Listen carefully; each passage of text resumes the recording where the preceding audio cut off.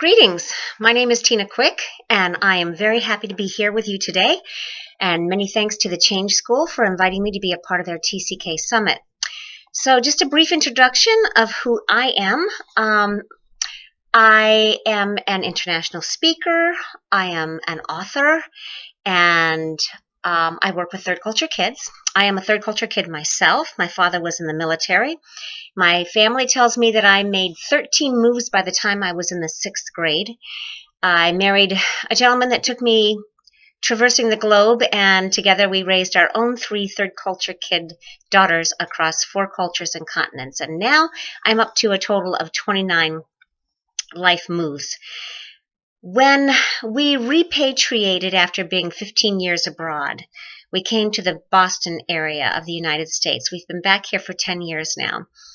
And I thought that I would try to use my experiences as an expatriate to help other families who were relocating internationally. But things took a little jig-jag in the road when I started running into third culture kids that I had known from all the different places that we lived that were attending colleges and universities in the greater Boston area. We have about 200 of them. And I was hearing the same familiar but sad stories over and over again from these students. Things that were phrases that were peppered with things like, I don't belong here, I don't fit in, I can't connect with anyone, there's something wrong with me, I spend a lot of time alone, and even I'm depressed. And so I knew from becoming a cross-cultural trainer and from doing my own research and attending conferences and reading and interviewing that if there were just a few things that these students understood about their life experiences and how they were impacted by them, I was convinced that they would have a much smoother adjustment to the transition to college. So I put that together in a book called The Global Nomads Guide to University Transition. And I now go around the world speaking at international schools as well as domestically at some colleges and universities about third culture kids and cross-cultural kids and the transition, whether it's repatriation as an adolescent or the transition to college. The idea is that when you step out of that third culture or that expatriate culture, it's when it hits you that you're different from others. It's not you as an individual, it's that your life experiences are very, very different from most of the people that you're surrounded by on your college campus or in your hometown high school, whatever the case may be. So I've been asked to if I think that third culture kids, cross-cultural kids are distinctly different from global nomads. I just want to say that I think the terminology is changing. I think we're going to see that more and more.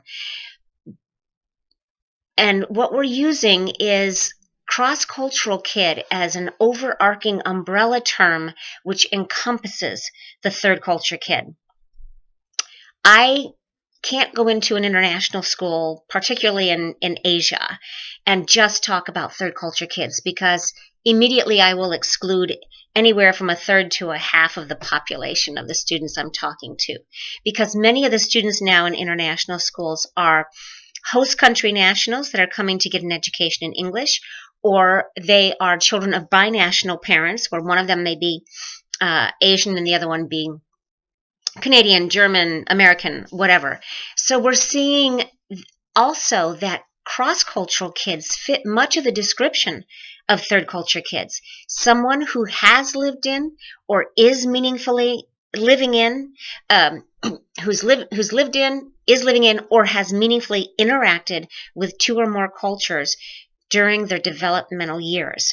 So that's what a cross-cultural kid definition is.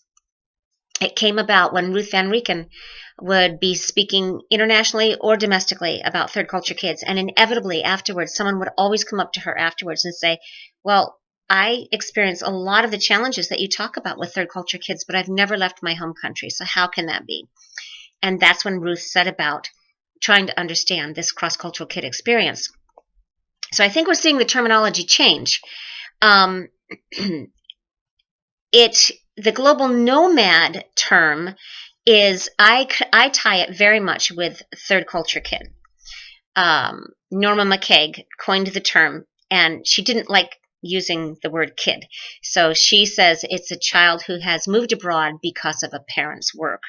So I see TCK and Global Nomad as being synonymous, hence the title of my book. It doesn't say third culture kids. It says Global Nomads, which is synonymous, but a lot of people don't understand who third culture kids are. But I do think that the cross-cultural kid is now going to be this enveloping umbrella term, which includes children of refugees, children of immigrants, international adoptees, children from bicultural marriages, and what Ruth calls educational CCKs. These are children who are changing cultures on a daily basis to get their education in an international school, whether it's a French language, German language, British-based, American-based system. They are basically leaving their home culture from their parents in the home each morning and coming into the international school culture. There is an expected repatriation every night when they go back home. So I've also been asked to discuss what I see TCKs or CCKs needing during their university transition. And I'm so grateful for Grace and Salonia asking me this question, because this is my passion. This is what I do. In all the research that I've done and the interviews that I've done with third culture kids and actually cross-cultural kids, I've seen certain themes arise. I call these the four major stumbling blocks that tend to make the third culture kid hit the wall during the university transition. I call them the four pearls, because I feel like if only these students understood these four basic things, they would have a much smoother adjustment. And I'm sorry that I don't have the time to go into detail about each of them here, but you'll just have to buy a copy of my book. Just kidding. But the four things are, first of all, this TCK Identity Development. A woman by the name of Dr. Barbara Shetty did her PhD thesis on TCK, how TCKs develop identity. And very simply and briefly, she says that they will go through 5 stages in their search for identity. The first stage is pre-encounter, when they're just going about living their highly global, cross-cultural lives, not really understanding how they're being impacted by that. But one day, they have what she calls an encounter experience, and they wake up to the fact that they're different from others. She says this will often happen upon repatriation, when suddenly they're surrounded by people that have not grown up like them. If their sense of being different penetrates their defenses enough to make them wonder why, they will move into what she calls the exploration stage. And they will Google Kids Like Me, or pick up Pollock and Van Rieken's Third Culture Kid book, or pick up my book, or any other number of books. And if they understand that they feel different because they have grown up differently from everyone else that they're surrounded by, then they can move into the integration stage, and they can be comfortable with who they are. So they understand they feel different, not them. They as people are not different. Their life experiences are different from everybody else's. Then they can be happy with who they are. She says those kids who never quite figured out they feel different, but they never know why, suffer from terminal uniqueness syndrome. And as a TCK myself, I can tell you that I was terminally unique until about 7 or 8 years ago, when I was actually reading Pollock and Van Rieken's book for the 3rd time. Anyway, she said the 5th stage is a recycling, when they will again have they'll have more encounter experiences, when they'll be reminded that they're different. They're not going to be as profound as that first one, but just again, they have to remind themselves, okay, it's not me, it's just that my experiences are very, very different. If you want to read more about this, you can go on to her website, Transition Dynamics. It's www.transition_dynamics.com, and look up her papers.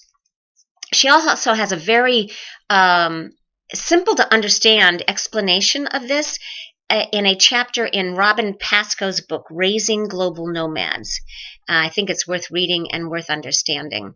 So that's pearl number 1, TCK Identity Development. Pearl number 2 is the transition cycle itself. All of the emotions that you go through in what Pollock and Van Rieken lay out as the 5 stages of transition. And, part of that is the U-curve of culture shock, the fight or flight, and that's when students think that they chose the wrong school and they want to leave. Just understanding that it's normal, predictable, and expected will help them realize that they can get through it and they're not going crazy. These things are to be expected. The third pearl is unresolved grief. The third culture kid lifestyle, or even the CCK, the educational CCK, means that either the child is coming and going all the time or the people around him and her are moving in and out of their lives. There is a substantial amount of loss. And when we lose people or things in our lives, or places or smells or sights or sounds, we need to be able to grieve them. And so often there's just no rituals for grieving things. We don't even sometimes recognize what it is that we're missing and we're grieving. I tell students that are heading off to university, you may experience homesickness in a very, very profound way. For you, this is a type of grief. You are missing and grieving those things that you left behind. It's okay to give into it. Pick a good day, pick a day when the weather's lousy and crawl into your bed and pull the sheets over and put your favorite music in your ears and get your yearbook out, get your journal out, and just give into it. Because when we confront grief and we put a name on our losses, we can move through it and go to a better place. And then the fourth pearl is third culture kids make their relationships very, very differently from someone who's grown up in a stable community all of their lives. They're in a hurry to make their relationships. So they will go right down deep into those more intimate levels of conversation with people that they've just met, hoping that that person will also share back at that same level and see if they can be friends, because they've always been in a hurry to make their relationships. Domestic students have time to watch and wait and see if relationships will develop. So they just spend a lot of time on those very safe, superficial levels of conversation. So when a third culture kid comes in and starts, going very deep in an intimate conversation, it's kind of like, that's a little bit too much information for me. We'll see you later. And this is when the TCK starts to feel this distancing from people. So I know this was all very, very fast, my 4 pearls, but I do talk a lot more about it in my book.